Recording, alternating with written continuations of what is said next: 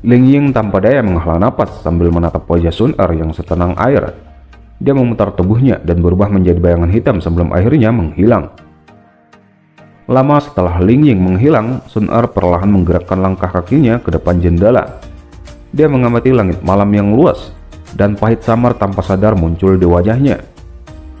Dia tidak pernah memiliki sedikit pun keraguan tentang potensi Xiaoyan. Saat ini Xiaoyan hanyalah seorang doling, meskipun usianya belum genap 20 tahun.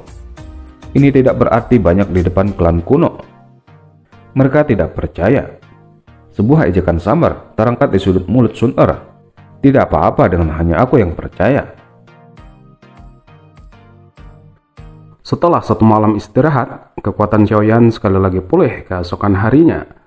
Setelah dia bangun, dia menghabiskan setengah jam untuk menyelesaikan penyempurnaan akar roh api milik Jian. Sementara untuk pil kekuatan naga yang dia janjikan pada tetua Liu, dia tidak buru-buru memperbaikinya. Keluar dari ruangannya, Jian langsung melintas di depannya. Xiaoyan hanya bisa menggeleng dan langsung memberikan botol giok pada Jian. Jian yang sudah mendapatkan apa yang dia butuhkan, dia merasa malu jika langsung pergi, sehingga dia memutuskan untuk menemani mereka sarapan sebentar. Mereka semua baru saja berbincang, suara Lin Yan sudah terdengar di pintu.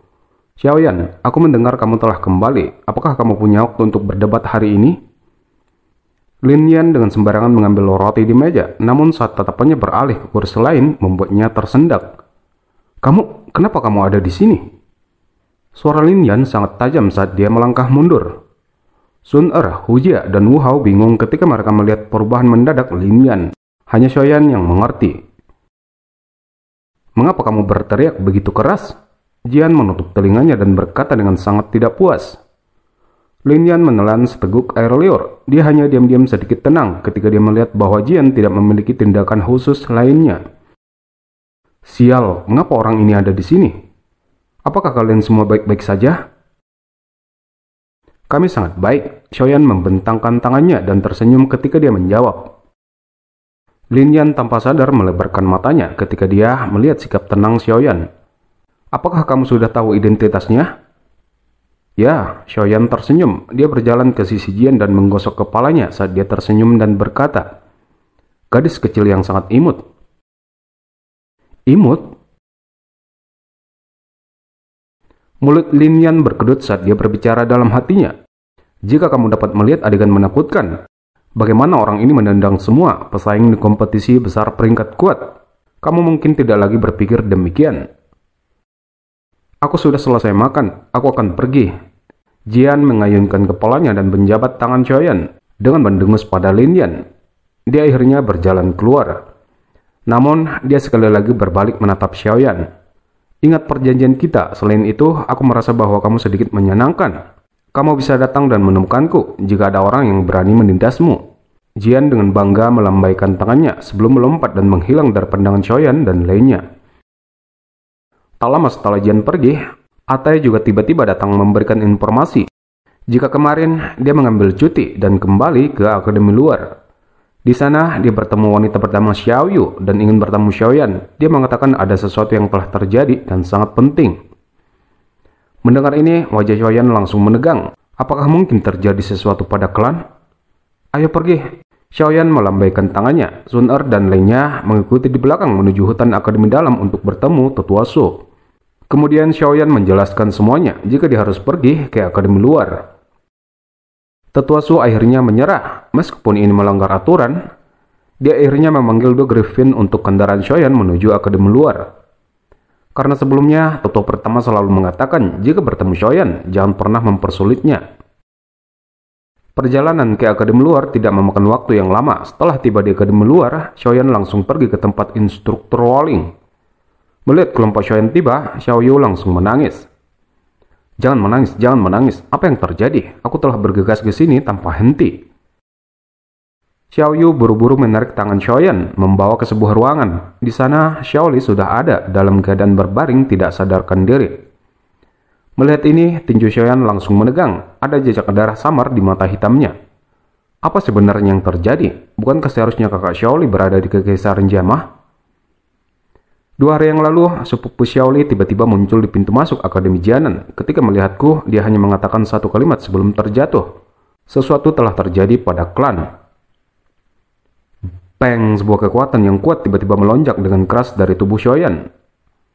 Kakak Xiaoyan, jangan gelisah. Sun Er buru-buru bergegas ke sisi Xiaoyan. Tangannya yang lembut dengan erat meraih lengan Xiaoyan saat cahaya kemasan muncul, membuat Xiaoyan secara bertahap menjadi tenang. Dengan mata yang berlinakan air mata, dia kemudian mengusap wajah Xiaoli, lalu memberikan obat penyembuhan ke dalam mulutnya. Tak lama kemudian, Xiaoli akhirnya sadarkan diri. Adik Xiaoyan, aku akhirnya bisa melihatmu. Aku pikir aku tidak akan bisa berjalan ke sini. Xiaoli bersandar di bantal yang lembut. 3 bulan, kalau bukan karena aku mengandalkan binatang sihir terbang, aku takut setidaknya butuh setahun untuk sampai di sini. Kakak, apa yang terjadi? Di mana kakak pertama Xiaoding? Xiaoyan memegang lengan Xiaoli dan dengan lembut bertanya. Kemudian Xiaoli menceritakan apa yang sebenarnya terjadi dan senyum di wajahnya juga menghilang. Awalnya semua tenang selama 2 bulan setelah klan Xiao pindah, namun bulan berikutnya itu berubah menjadi pesta darah. Ada cukup banyak orang yang mengepung dan membunuh anggota klan Xiao malam itu. Meskipun mereka menyembunyikan identitas mereka, bagaimana bisa aura pedang dan metode Qi unik dari sekte Mystic Cloud disembunyikan? Sekte Mystic Cloud? Sepertinya bajingan tua Yunsan benar-benar berencana untuk menghapus kita semua. Mata hitam gelap Xiaoyan dipenuhi dengan jejak darah. Wajahnya begitu buas hingga menakutkan. Sesaat kemudian dia tiba-tiba berdiri, namun tangan Sun Er tiba-tiba menahan. Kakak Xiaoyan, kamu mau pergi kemana? Aku akan kembali ke Kaisaran Jama. Aku ingin membiarkan semua anggota sekte Mystic Cloud mati. Suara gelap Xiaoyan membawa niat membunuh yang ganas. Apalagi yang bisa kamu lakukan selain berakhir dengan mati sia-sia jika kamu kembali sekarang? Jika kamu mati, bagaimana aku akan bertanggung jawab pada Paman Xiao? Sun Er mengerti bahwa Xiaoyan mulai kehilangan kontrol. Dia segera berteriak keras. Namun Xiaoyan tetap berdiri. Alasan kakak pertama membiarkanku mengambil resiko menempuh jarak yang sangat jauh untuk mencarimu, bukanlah untuk membiarkanmu berlari kembali dengan cara seperti ini. Xiaoli berteriak dengan marah melihat sikap Xiaoyan. Bisakah saat ini kamu membunuh Yunsan ketika kamu kembali? Selain itu, masalah ini juga tidak sederhana. Meskipun itu malam hari, aku bisa merasakan aura gelap bayangan hitam yang bersembunyi di antara sekte Mystic Cloud yang menargetkan klan Xiao. Serangan mereka tidak bisa diblokir. Kadang rantai hitam gelap akan keluar dari kegelapan.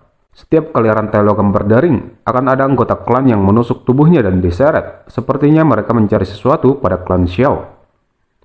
Bayangan hitam, serangan rantai logam. Pikiran Xiaoyan bergerak cepat dan akhirnya teringat sesuatu.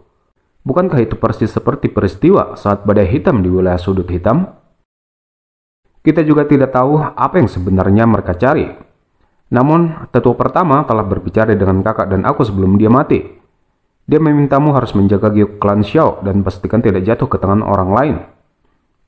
Jadi, tujuan mereka sebenarnya giok Tausui Kaisar kuno? Suara Yolo tiba-tiba terdengar di hati Xiaoyan. Xiaoli juga menceritakan, jika bukan karena bala bantuan Hai Bodong serta klan Primer, mungkin klan Xiao akan lenyap. Klan Primer juga yang memberikan binatang sihir terbang pada Xiaoli, sehingga dia bisa tiba di sini. Mendengar ini, Xiaoyan menjadi sedikit tenang. Kakak kedua, pertama-tama kamu harus memulihkan luka-lukamu. Pertumpahan darah klan kita harus dibalaskan. Kamu dapat yakin, aku tidak akan bertindak sembrono. Kemudian Xiaoyan menarik tangan Sun Er untuk keluar dari ruangan, sementara Xiao Yu mengurus Xiaoli di sana. Beritahu aku beberapa informasi tentang Hall of Soul. Dengan latar belakangmu, kupikir kamu seharusnya sudah mendengarnya. Ekspresi Xiaoyan sekali lagi berubah gelap dan serius. Hall of Soul? Bagaimana kamu tahu tentang mereka? Wajah Sun Er segera berubah sedikit ketika mendengar nama ini muncul dari mulut Xiaoyan. Aku pernah bertemu mereka secara kebetulan. Metode menyerang dari bayangan hitam yang dijelaskan kakak kedua hampir sama dengan beberapa orang dari Hall of Soul. Aku pikir mereka pasti terlibat dalam masalah ini. Xiaoyan melambaikan tangannya. Sun Er ragu-ragu sejenak di bawah tatapan Xiaoyan. Dia akhirnya tersenyum pahit dan mengangguk. Hall of Soul adalah organisasi yang sangat misterius dan aneh. Hal yang paling mereka sukai adalah mencari tubuh roh. Aku juga tidak yakin mengapa mereka menginginkan begitu banyak tubuh roh. Aku pikir alasan mereka untuk mencari klan Xiao harus berhubungan dengan Gyok Tause, kaisar kuno yang ada di tangan kakak Xiaoyan. Sun Er menghela napas lembut. Kunci? Kunci sialan itu lagi. Tangan Xiaoyan dengan keras menghantam dinding di depannya saat dia berbicara dengan marah. Kakak Xiaoyan, ingat kata-kata yang aku ucapkan padamu terakhir kali. Kamu tidak boleh memberitahu siapapun tentang masalah Gyok Tause, kaisar kuno. Kalau tidak, jika informasi ini bocor, Hall of Soul akan datang dengan cara yang tidak pernah berakhir. Sun Er buru-buru melangkah maju. Tubuh lembutnya ditempelkan pada tubuh Xiaoyan saat dia merendahkan suaranya. Xiaoyan mengetupkan giginya dengan erat dan menatap wajah Anggun yang ada di sampingnya. Kemudian dia dengan kasar menarik Sun Er ke pelukannya. Satu-satunya hal yang dapat kamu lakukan sekarang adalah membuat dirimu menjadi lebih kuat. Kamu saat ini adalah pilar dukungan klan Xiao. Jika kamu jatuh, seluruh klan tidak akan memiliki kesempatan untuk berdiri. Tenang, aku tidak akan lagi nekat di masa depan. Aku akan kembali setelah aku memiliki kekuatan yang cukup. Pada saat itu, aku akan membiarkan sekte Mystic Cloud untuk membayar semua hutangnya ratusan kali. Tangan Xiaoyan menyentuh Sun Er yang cantik dan wajah lembut. Suaranya bagaimanapun padat, dingin, dan gelap. Besoknya, Xiaoyan tidak buru-buru kembali ke Akademi Dalam. Sebaliknya, dia membantu Xiaoli untuk benar-benar menyembuhkan lukanya. Awalnya, Xiaoyan juga ingin memperkenalkan Xiaoli pada Akademi Jianan. Namun, kata-kata Xiaoli membuat hati Xiaoyan terkejut bahwa dia ingin pergi ke wilayah sudut hitam dan juga ingin mendirikan sebuah faksi di sana. Tenang, tidak peduli bagaimana orang menyebutnya. Aku dianggap sebagai level Datoshi sekarang. Xiaoli melambaikan tangannya. Melihat bahwa Xiaoyan masih ragu-ragu, Xiaoli kemudian mengeluarkan 2 gulungan dari sakunya. Ini adalah satu set metode Qi, afinitas petir, dan teknik Dou. Dari mana kamu mendapatkan ini? Xiaoyan terkejut ketika melihat 2 gulungan di tangan Xiaoli. Dia berbicara dengan suara tertegun. Ini diberikan oleh gadis itu, Sun Er. Xiaoli tertawa. Setelah tidak melihatnya selama bertahun-tahun, dia masih sepenuhnya patuh dan jinak terhadapmu. Kamu lebih baik tidak mengecewakannya. Seperti yang diharapkan, Xiaoyan tertawa pahit dan menggelengkan kepalanya. Kemudian dia juga akhirnya memberikan teknik Dou tipe terbang yang dia dapatkan saat membunuh pemimpin junior sekte darah. Teknik ini bernama Lightning Bat Sky Wing. Setelah kamu berlatih, kamu akan memiliki kemampuan terbang seperti seorang doang yang kuat. Namun, akan lebih baik kakak kedua agar tidak mudah memamerkannya. Jika seorang mengenalinya, kemungkinan itu akan membawa bencana yang tidak terduga. Pagi berikutnya, sebelum Xiaoli pergi, Xiaoyan mempersiapkan beberapa pil obat untuk melindungi Xiaoli nantinya. Selain itu, dia juga sekalian menyempurnakan pil kekuatan naga yang telah dijanjikan pada tetua Liu. Kakak Xiaoyan, kamu tidak perlu terlalu khawatir dengan karakter sepupu Xiaoli. Dia pasti akan bergaul dengan sangat baik di dalam wilayah sudut hitam. Lain kali kamu melihatnya, faksi yang dia dirikan mungkin jauh melebihi gerbang Pan. Sun Er dengan lembut berbicara saat melihat mata Xiaoyan yang sedang menonton Xiaoli pergi. Xiaoyan tersenyum dan mengangguk pelan. Dia berbalik dan berjalan kembali ke akademi sambil berbicara. Ayo pergi, sudah saatnya bagi kita untuk kembali ke Akademi Dalam. Kompetisi besar peringkat kuat akan segera tiba. Kali ini aku harus masuk 10 besar. Ketika Xiaoyan dan lainnya bergegas kembali ke Akademi Dalam, kurang dari 20 hari sampai kompetisi besar peringkat kuat akan dimulai. Sebelum kompetisi dimulai, akan ada selalu orang yang menantang untuk menaikkan peringkat mereka. Xiaoyan yang berada di peringkat ke-34, surat tantangan yang dia terima pada dasarnya beberapa kali lebih banyak daripada ahli lain. Jelas, orang-orang ini semua berpikir untuk menginjak kepala Xiaoyan dan merebut kualifikasinya untuk berpartisipasi dalam kompetisi. Namun, secara tak terduga, Xiaoyan menerima semua tantangan. Setiap hari, dia akan memilih 5 orang menghadapi masing-masing dari mereka dalam pertarungan selama 3 hari berturut-turut. Setelah mengalahkan 15 penantang selama 3 hari, nama Xiaoyan menjadi fokus perhatian di Akademi Dalam, dan peringkatnya juga sudah naik ke peringkat ke-31. Namun, sama seperti Xiaoyan sekali lagi menjadi fokus perhatian seluruh Akademi Dalam, dia sebagai karakter utama sekali lagi menghilang dengan aneh. Tepatnya, dia pergi berlatih ke lantai bawah 6 menara. Memasuki lantai 6 bawah menara area istirahat, Xiaoyan menemukan ada banyak sosok manusia yang memiliki aura luar biasa. Jelas, kekuatan orang ini setidaknya bisa berada di peringkat 30 atas. Beberapa percakapan pribadi tiba-tiba terdengar tenang saat Xiaoyan melangkah ke sini. Doling bintang 2? Sejak kapan seseorang dengan kekuatan semacam ini bisa masuk ke lantai 6? Xiaoyan? Tentu saja, sepertinya tidak semua orang tidak mengenali Xiaoyan. Tidak lama setelah Xiaoyan muncul, suara yang akrab terdengar. Sosok Lin Yan segera muncul di pandangan Xiaoyan. Xiaoyan tersenyum ketika berhadapan dengan Lin Yan. Dia memberi salam yang ceroboh.